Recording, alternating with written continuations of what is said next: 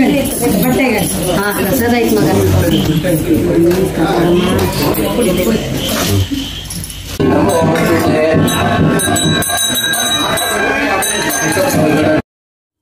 ಆಗಾಗ ಕನಸಿನಲ್ಲಿ ಬಂದು ಗುಡಿ ಕಟ್ಟಿಸಿ ಪ್ರತಿಷ್ಠೆ ಮಾಡಿಸು ಎಂದು ಕಳೆದ 30 ವರ್ಷದಿಂದ ಎಚ್ಚರಿಸುತ್ತಿದ್ದ ಸ್ವರ್ಣಯಕ್ಷಿಗೆ ನೂತನ ಗುಡಿ ರಚಿಸಿದ್ದು ಭಾವಪರವಶರಾದ ಭಕ್ತರ ಜಯಘೋಷದೊಂದಿಗೆ ಸಂಭ್ರಮದ ಪ್ರತಿಷ್ಠೆಯು ವೈದಿಕರ ನೇತೃತ್ವದಲ್ಲಿ ನಡೆಯಿತು. 30 ವರುಷದ ಹಿಂದೆ ತನಗಿಲ್ಲಿ ಗುಡಿ ಕಟ್ಟಿಸಿ ಪ್ರತಿಷ್ಠೆ ಮಾಡಿಸು ಎಂದು ಮೇರಡಿ ಪಡುಮನೆಯ ರುದ್ರಮ್ಮ ಹೆಗ್ಡೆಯವರ ಕನಸಿನಲ್ಲಿ ಸ್ವರ್ಣಯಕ್ಷಿ ಕಾಣಿಸಿಕೊಂಡಿತ್ತು. ಇದಾದ ಮೇಲೆ ರುದ್ರಮ್ಮ ಹೆಗ್ಡೆಯವರು ಜ್ಯೋತಿಷ್ಯರಲ್ಲಿ ಆರೂಢ ಪ್ರಶ್ನೆ ಇಟ್ಟಾಗ ಸ್ವರ್ಣಯಕ್ಷಿ ಇರುವುದು ಖಚಿತವಾಯಿತು. ಈ ಹಿಂದೆ ಹತ್ತಿರದ ಮರದ ಬುಡದಲ್ಲಿದ್ದ ಸ್ವರ್ಣಯಕ್ಷಿ ಮನೆಯ ಹೊರ ಆವರಣದ ಗೋಡೆಯಲ್ಲಿ ನೆಲೆ ನಿಂತಿತ್ತು. ಸ್ವರ್ಣಯಕ್ಷಿಯ ನೆಲೆಯ ಕುರುವಾಗಿ ಗೋಡೆಯ ಚಿತ್ರವಿಚಿತ್ರದ ಚಿಹ್ನೆ ಹುತ್ತ ರಚನೆಯಾಯಿತು. ರುದ್ರಮ್ಮ ಹೆಗ್ಡೆಯವರು ಭಟ್ಟರನ್ನು ಕರೆಸಿ ವಾರಕ್ಕೊಂದು ದಿನ ವಿಶೇಷ ಪೂಜೆ ಮಾಡಿಸುತ್ತಿದ್ದರು. ಇತರ ದಿನಗಳಲ್ಲಿ ಸ್ವರ್ಣಯಕ್ಷಿಯ ನೆಲೆಯನ್ನು ತಾವೇ ಸ್ವಚ್ಛಗೊಳಿಸಿ ಗೋಡೆಯಲ್ಲಿ ಮೂಡಿದ ಚಿತ್ರವಿಚಿತ್ರ ಆಕೃತಿಗೆ ಹೂವು ಹಣ್ಣು ಇಟ್ಟು ಅಗರಬತ್ತಿ ಹಚ್ಚಿ ಕರ್ಪೂರದ ಆರತಿ ಮಾಡುತ್ತಿದ್ದರು. ಈ ಪೂಜೆ ಕಳೆದ 30 ವರ್ಷದಿಂದ ನಡೆಯುತ್ತಿತ್ತು.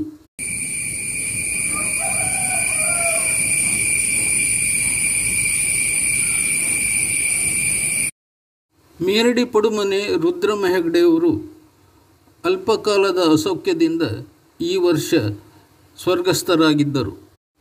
ಇದು ನಡೆದದ್ದು ಕುಂದಾಪುರ ರೈಲ್ವೆ ಸ್ಟೇಷನ್ ಸಮೀಪವಿರುವ ಬಸ್ರೂರು ಗ್ರಾಮದ ಮೇರಡಿಯಲ್ಲಿ.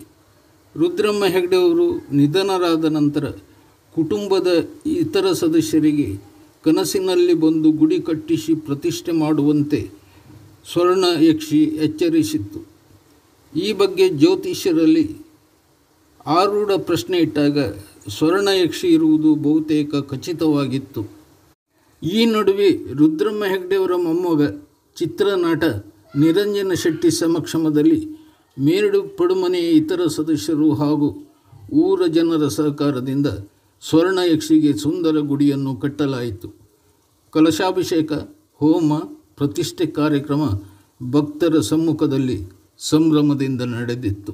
ಶಿವಸಮಾರಂಭಾಂ ಶಂಕರಾಚಾರ್ಯ ಮಧ್ಯಮಾಂ ಅಸ್ಮದಾಚಾರ್ಯ ಪರ್ಯಂತಾಂ ವಂದೇ ಗುರು ಪರಂಪರಾಂ ಶ್ರೀ ಗುರು ಚರಣಾರವಿಂದಾಭ್ಯಾಂ ನಮಃ.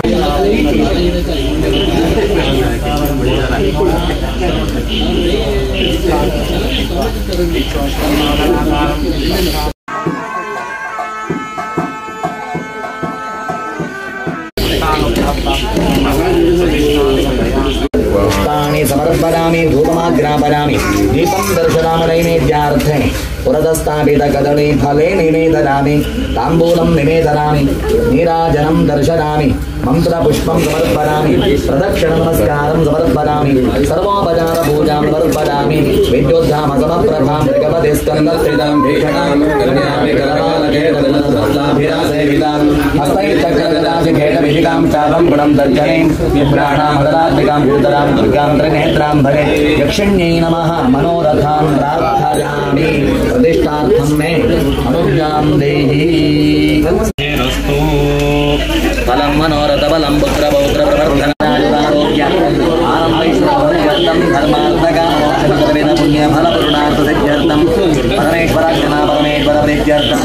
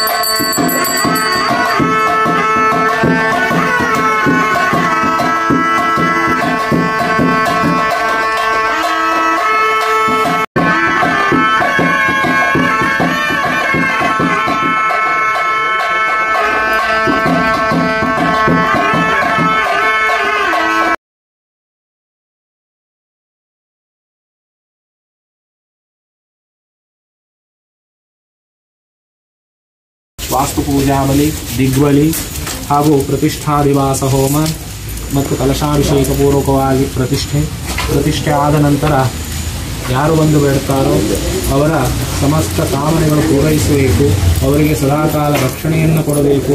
ಅಂತಹ ದಿವ್ಯವಾದಂತಹ ಚೈತನ್ಯ ಆ ಬಿಂಬದಲ್ಲಿ ನೆಲೆ ನಿಲ್ಲುವುದಕ್ಕೋಸ್ಕರವಾಗಿ 24 ಕಲಶಗಳಿಂದ ಸುತ್ತುವರಿಯಲ್ಪಟ್ಟಂತಹ ಪ್ರಧಾನ ಬ್ರಹ್ಮಕುಂಭ, ಕಲಾತತ್ವ ಮತ್ತು ತತ್ವದಿಂದ ಸೇರಿದಂತಹ ಅಭಿಮಂತ್ರಿತವಾದಂತಹ ಕಲಶಾಭಿಷೇಕ, ಪ್ರಧಾನಯುಕ್ತವಾದಂತಹ 8 ದ್ರವ್ಯದ ಪ್ರಧಾನ ಹೋಮವನ್ನು ಮಾಡಿ ಮಹಾಪೂಜೆಯನ್ನೆಲ್ಲ ಮಾಡಲಿಕ್ಕಿದ್ದೇವೆ. ಮಾಡುವಂತಹ ಈ ಎಲ್ಲ ಕೆಲಸಗಳಿಗೂ ಸಹ ಆ ತಾಯಿಯಾದಂತಹ ಯಕ್ಷಿಯ ಸಂಪೂರ್ಣವಾದಂತಹ ಅನುಗ್ರಹವನ್ನು ಕೇಳ್ತಾ ಗ್ರಾಮದ ದೇವರು, ನಾಗದೇವರು, ಹಾಗೆ ಮನೆತನದ ದೈವದೇವರುಗಳು, ನಂಬಿರತಕ್ಕಂತಹ ದೈವದೇವರುಗಳಲ್ಲಿ ಹಾಗೆ ಸಮಸ್ತ ವಿಪ್ರಸ್ತೋಮದಲ್ಲಿ ಪ್ರಾರ್ಥನೆಯನ್ನು ಮಾಡುತ್ತಾ ಇದ್ದೇವೆ. ಮಾಡುವಂತಹ ಈ ಎಲ್ಲ ಕೆಲಸಗಳು ಆ ದೈವಿ ಶಕ್ತಿಯಿಂದ ಒಳ್ಳೆಯ ರೀತಿಯಿಂದ ಆಗಿ ಮುಂದೆ ನಂಬಿರತಕ್ಕಂತಹ ಕುಟುಂಬಕ್ಕೆ, ಬಂಧುಗಳಿಗೆ ಹಾಗೂ ಯಾರೆಲ್ಲ ನಂಬ್ತಾರೋ ಅವರೆಲ್ಲರಿಗೂ ಸಹ ಉತ್ತರೋತ್ತರವಾದಂತಹ ಶ್ರೇಯಸ್ಸು, ಅಭಿವೃದ್ಧಿ, ಪ್ರೇಯಸ್ಸು ಆಗುವ ಹಾಗೆ ಸುಖ, ಸಂತೋಷ, ನೆಮ್ಮದಿಯುಕ್ತವಾದಂತಹ ಜೀವನವನ್ನು ಆ ತಾಯಿ ಅನುಗ್ರಹಿಸುವುದರ ಜೊತೆಗೆ ಮುಂದೆ ಮಾಡತಕ್ಕಂತಹ ಉದ್ಯೋಗ ವ್ಯವಹಾರದಲ್ಲೂ ಯಾವುದೇ ರೀತಿಯಾದಂತಹ ಕಷ್ಟ ನಷ್ಟಗಳು ಇಲ್ಲಿವರೆಗೆ ಬಂದದ್ದಿದ್ರೆ ಅದೆಲ್ಲ ಪರಿಹಾರವಾಗಿ ಮುಂದೆ ಅದರಿಂದ ಉತ್ತರೋತ್ತರವಾದಂತಹ ಶ್ರೇಯಸ್ಸು, ಹಿತೋಪ್ಯತಿಶಯವಾದಂತಹ ಭಾಗ್ಯಾದಿಗಳನ್ನು ಆ ತಾಯಿ ನಮಗೆ ಅನುಗ್ರಹ ಮಾಡುವ ಹಾಗೆ ಈ ಎಲ್ಲ ಕೆಲಸಗಳಿಂದ ನಮ್ಮಿಂದ ಆ ತಾಯಿ ಮಾಡಿಸಿಕೊಳ್ಬೇಕು ಅಂತ ಹೇಳಿ ಪ್ರಾರ್ಥನೆ ಮಾಡಿಕೊಳ್ಳಿ.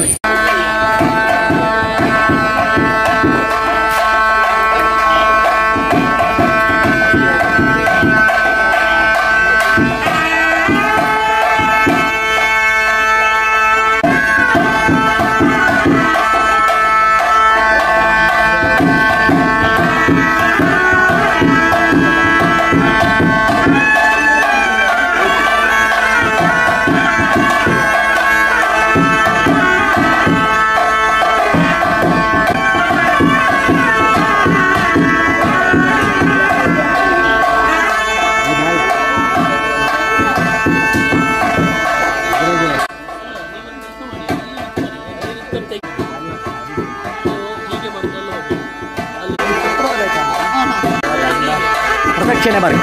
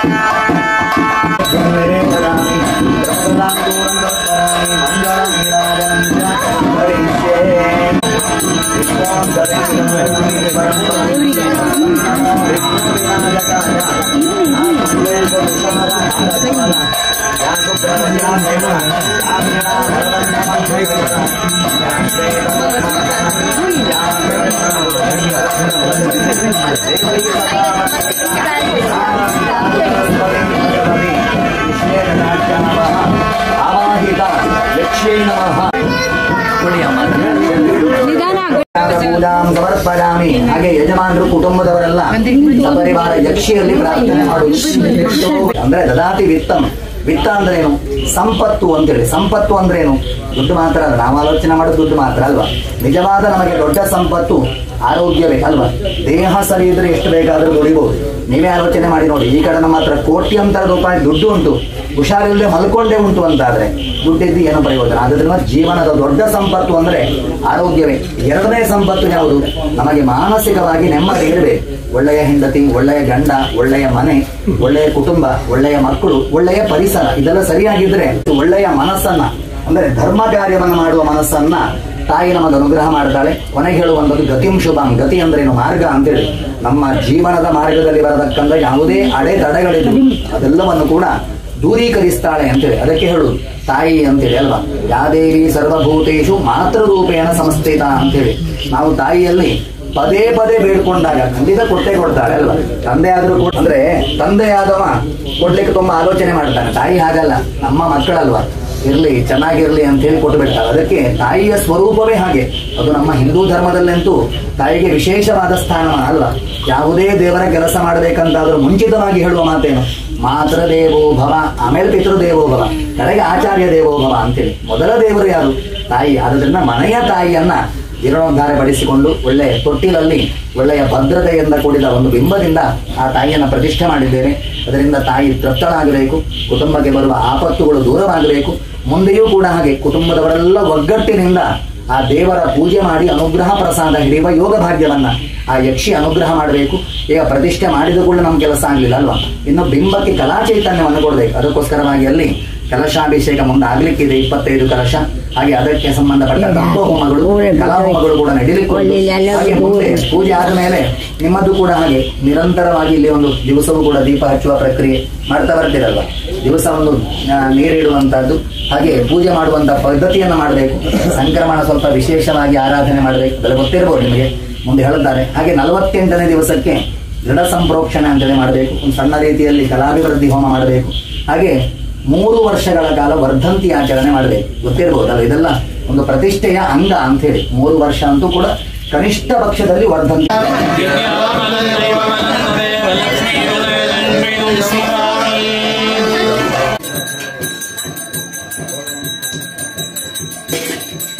ಆಚರಣೆ ಮಾಡಬೇಕು. ವರ್ಧಂತಿ ಯಾಕೆ ಮಾಡಬೇಕು ಕೇಳಿದ್ರೆ, ನಮಗೆಲ್ಲ 365 ದಿವಸ ಅಂದ್ರೆ 1 ವರ್ಷ ಅಲ್ವಾ? ದೇವರಿಗೆ ಹಾಗಲ್ಲ, 1 ದಿವಸ ಅಂತೇಳಿ. ನಾವು ಪ್ರತಿ ವರ್ಷ ವರ್ಧಂತಿ ಆಚರಣೆ ಮಾಡಿದ್ರೆ ನಿತ್ಯವೂ ಕೂಡ ದೇವರ ಸೇವೆ ಮಾಡಿದ ಪುಣ್ಯಗಳು ನಮಗೆ ಬರುತ್ತೆ ಅಂತೇಳಿ. ಅದಕ್ಕೆ ಕುಟುಂಬದವರೆಲ್ಲ ಒಗ್ಗಟ್ಟಾಗಿದ್ರೆ ದೊಡ್ಡ ಕೆಲಸ ಅಲ್ಲ, ದೊಡ್ಡ ಹೊರೆಯೂ ಅಲ್ಲ ಅಲ್ವಾ? ಎಲ್ಲರೂ ಕೂಡ ಒಟ್ಟಾದ್ರೆ ಆ ದೇವರ ಒಂದು ವರ್ಧಂತಿ ಆಚರಣೆ ಮಾಡ್ಲಿಕ್ಕೆ ಏನು ಸಮಸ್ಯೆ ಆಗ್ಲಿಕ್ಕಿಲ್ಲ. ಅಂತಹ ವರ್ಧಂತಿಯನ್ನು ಕೂಡ ನಿರಂತರವಾಗಿ ಆಚರಣೆ ಮಾಡ್ಕೊಂಡವರಲ್ಲಿ ಆ ತಾಯಿಯ ಅನುಗ್ರಹ ಸಂಪೂರ್ಣವಾಗಿ ಕುಟುಂಬಕ್ಕೆ ಲಭ್ಯವಾಗ್ಲಿ. ನಿಮ್ಮ ನಿಮ್ಮ ಮನಸ್ಸಿನಲ್ಲಿ ಏನು ಬಯಕೆಗಳುಂಟು, ಏನು ಆಸೆಗಳುಂಟು, ಅದೆಲ್ಲವನ್ನು ಕೂಡ ಶೀಘ್ರದಲ್ಲಿ ತಾಯಿ ಅನುಗ್ರಹ ಮಾಡಬೇಕು ಅಂತ ಹೇಳಿ ಪ್ರಾರ್ಥನೆ ಮಾಡಿ ದೇವರ ತಲೆ ಮೇಲೆ ಹಾಕಿ ನಮಸ್ಕಾರ ಮಾಡಿ.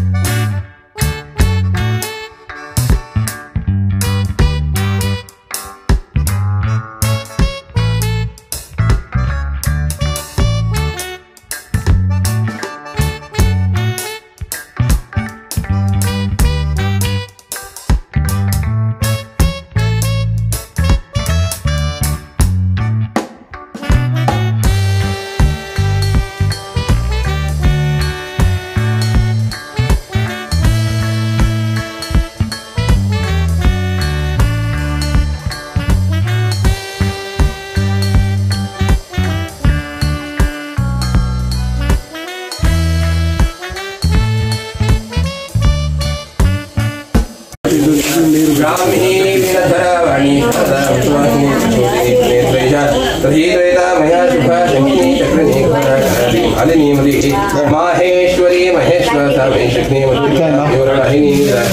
ಭಾರತಿ ಭಾಸ್ವರಾಂಬರ ಪೀತಾಂಬರಧರ ಪೀತಾ ಕುಮಾರಿ ವಿವಸ್ತುನಿ ರಜನಿ ರಾಜನಿ ರಕ್ತಾಂಗದಿನಿ ಹಿಂದಿನಿ ಪ್ರಭಾ ಶಂಭಗ್ನಿ ದುರ್ಭಗಾ ಭ್ರೂಹು ಶಂಭಗ್ರಹಣ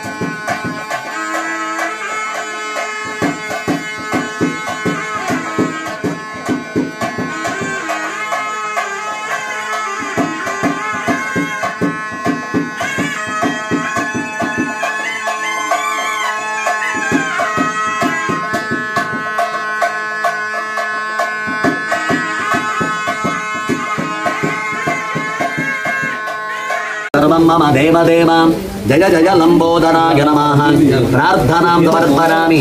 ಹಾಗೆ ಯಜಮಾನರು ಮನೆಯವರೆಲ್ಲ ಗಣಪತಿಯಲ್ಲಿ ಪ್ರಾರ್ಥನೆ ಮಾಡಿಕೊಳ್ಳಿ. ನಿಮಗೆಲ್ಲ ಗೊತ್ತಿರೋ ಹಾಗೆ ನಮ್ಮ ಹಿಂದೂ ಸನಾತನ ಧರ್ಮದಲ್ಲಿ ಏನೇ ಪೂಜೆ ಮಾಡಬೇಕಂತಾದರೂ ಮೊದಲ ಪೂಜೆ ನಮ್ಮಲ್ಲಿ ಗಣಪತಿಗೆ ಅಲ್ವಾ.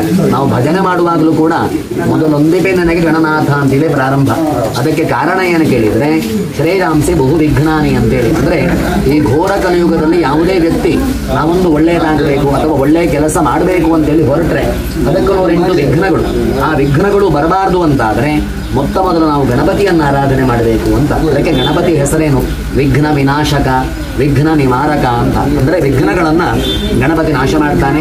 ನಮ್ಮದ್ದಾದಂತಹ ಆ ಸಪರಿವಾರ ಅಂದರೆ ಯಕ್ಷಿಯ ಜೀರ್ಣೋದ್ಧಾರ ಆಗಬೇಕು, ಪುನರ್ ಪ್ರತಿಷ್ಠೆ ಆಗಬೇಕು ಎನ್ನುವ ಸಂಕಲ್ಪದಿಂದ ಕೆಲವೊಂದು ಧಾರ್ಮಿಕ ಪ್ರಕ್ರಿಯೆಗಳನ್ನು ಹಮ್ಮಿಕೊಂಡಿದ್ದೇನೆ. ಕುಟುಂಬದವರೆಲ್ಲ ಐಕ್ಯಮತ್ಯದಿಂದ ಎಲ್ಲ ಕೆಲಸವನ್ನು ಮಾಡಲಿಕ್ಕೆ ಪ್ರಾರಂಭ ಮಾಡಿದ್ದೇನೆ. ಮೊದಲ ಪೂಜೆ ಗಣಪತಿಗೆ, ಮಾಡಿದ ಪೂಜೆಯಿಂದ ಗಣಪತಿ ತೃಪ್ತನಾಗಿ ಆ ಪ್ರತಿಷ್ಠೆಯ ಕೆಲಸ ಸುಸೂತ್ರವಾಗಿ ಚಂದವಾಗಿ ಒಳ್ಳೆ ರೀತಿಯಲ್ಲಿ ಮಾಡಿಸುವ ಸುಯೋಗವನ್ನು ಗಣಪತಿ ಅನುಗ್ರಹ ಮಾಡುವುದರೊಂದಿಗೆ ಮುಂದಿನ ಜೀವನದಲ್ಲಿಯೂ ಕೂಡ ಬರುವ ವಿಘ್ನಗಳೆಲ್ಲ ನಾಶವಾಗಿ ಚಂದದಿಂದ ಒಳ್ಳೆ ರೀತಿಯಲ್ಲಿ ಜೀವನ ಮಾಡುವ ಸುಯೋಗವನ್ನು ಆ ಗಣಪತಿ ಅನುಗ್ರಹ ಮಾಡಬೇಕು ಅಂತೇಳಿ ಭಕ್ತಿಯಿಂದ ಗಣಪತಿಯಲ್ಲಿ ಪ್ರಾರ್ಥನೆ ಮಾಡಿ ಅಕ್ಷತೆಯನ್ನು ಗಣಪತಿ ಮೇಲೆ ಹಾಕಿ ಕೈ ಮುಗಿ. ಜಯ ಜಯ ಲಂಬೋದರಾಯ ಗಣಪತये ನಮಃ ಪ್ರಾರ್ಥನಾಂ ಸಮರ್ಪಯಾಮಿ ಸರ್ವವಿಘ್ನಹರೋ ಭವ ಅನನಾ ಪೂಜನಾ ವಿಘ್ನಹರ್ತ ಶ್ರೀ ಗಣಪತಿ ಪ್ರಿಯತಾಂ. ಕೆಲವೊಂದು ದೋಷಗಳು ನಮ್ಮಿಂದ ಆಗ್ತದೆ. ಯಾವ ದೋಷಗಳು? ಒಂದು ಪಾಯ ತೆಗೆಯುವಂಥದ್ದಲ್ವಾ, ಭೂಮಿಯ ನಗೆಯುವಂಥದ್ದು ದೋಷ. ಹಾಗೆ ಎಲ್ಲೋ ಇರುವಂತಹ ಮರವನ್ನು ಕಟ್ಕೊಂಡು ಬಂದು ನಮ್ಮ ದೈವದ ಗುಡಿಯ ಬಾಗಿಲನ್ನು ಮಾಡಿರ್ತೇವೆ. ಆ ಮರದಲ್ಲಿ ಎಷ್ಟೋ ಪಕ್ಷಿಗಳು ವಾಸವಾಗಿರುವ ಸಾಧ್ಯತೆಗಳಿರುತ್ತೆ ಅಲ್ವಾ. ಎರಡನೇ ದೋಷ ಅದು. ಮೂರನೇ ದೋಷ ಏನು ಕೇಳಿದರೆ, ಎಲ್ಲೋ ಇರುವಂಥ ಕೆಂಪು ಕಲ್ಲಾಗಿರ್ಬೋದು ಅಥವಾ ಶಿಲೆಕಲ್ಲಾಗಿರ್ಬೋದು, ಎಲ್ಲಿಂದಲೋ ತಂದಿರ್ತಾರೆ. ನೀವೇನು ಕೇಳಿದರೆ ಹಣ ಕೊಡ್ತೀರಿ, ಲಾರಿಯವರು ತಂದು ಹಾಕ್ತಾರಲ್ವಾ, ಎಲ್ಲಿಂದ ತಂದಿದ್ದಾರೆ ನಿಮಗೆ ಗೊತ್ತಿಲ್ಲ. ಆ ಕಲ್ಲಿರುವ ಸ್ಥಳ ಎನ್ನುವಂಥದ್ದು ಹಿಂದೆ ಸ್ಮಶಾನ ಆಗಿರಬಹುದು ಅಥವಾ ಹಳೆಯ ದೇವಸ್ಥಾನದ ಜಾಗವೋ ಅಥವಾ ದೈವಸ್ಥಾನದ ಜಾಗಗಳಾಗಿರ್ಬೋದು. ಅದಕ್ಕೋಸ್ಕರವಾಗಿ ಮೊದಲಿಗೆ ದೈವದ ಪ್ರತಿಷ್ಠೆ ಆಗಬೇಕಂತಾದ್ರೆ ಆ ಸ್ಥಳ ಶುದ್ಧಿ ಆಗಬೇಕು. ಅಲ್ಲಿ ಆದ್ರಿಂದ ಅದಕ್ಕೆ ಬೇಕಾದ ಧಾರ್ಮಿಕ ಪ್ರಕ್ರಿಯೆಗಳನ್ನ ಹಾಗೆ ಇಲ್ಲಿ ನೋಡಿರ್ಬೋದು. ಬಿಂಬ ಶುದ್ಧಿಯನ್ನು ಮಾಡಬೇಕು ಅಂತೇಳಿ. ಯಾಕೆ ಹೇಳಿದರೆ, ಬಿಂಬವನ್ನ ಕೆತ್ತುವಾಗ ಆ ಶಿಲ್ಪಿ ಎನ್ನುವಂತವ ಕಾಲಲ್ಲಿ ಬಿಟ್ಟಿರ್ಬೋದು ಅಲ್ವಾ, ಆ ಮರವನ್ನ, ಅಥವಾ ಉಗುಳಿ ಇರಬಹುದು, ಎಂಜಲು ಬಿದ್ದಿರಬಹುದು.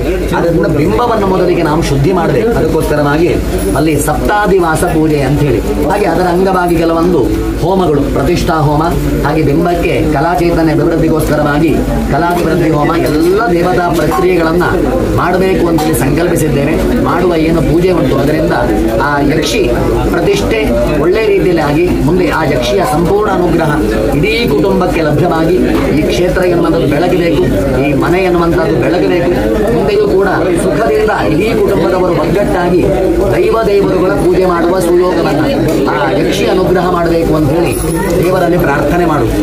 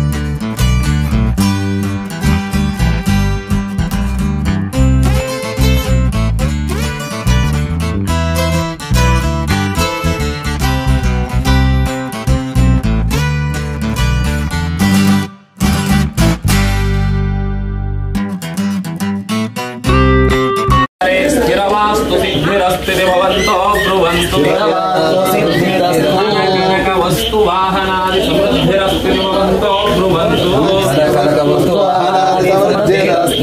तमेव लग्नं सुदिनं तदेव आहारबलं चन्द्रबलं तदेव विद्याबलं दैवबलं तदेव लक्ष्मीपतेन्द्रियुगं स्मरामि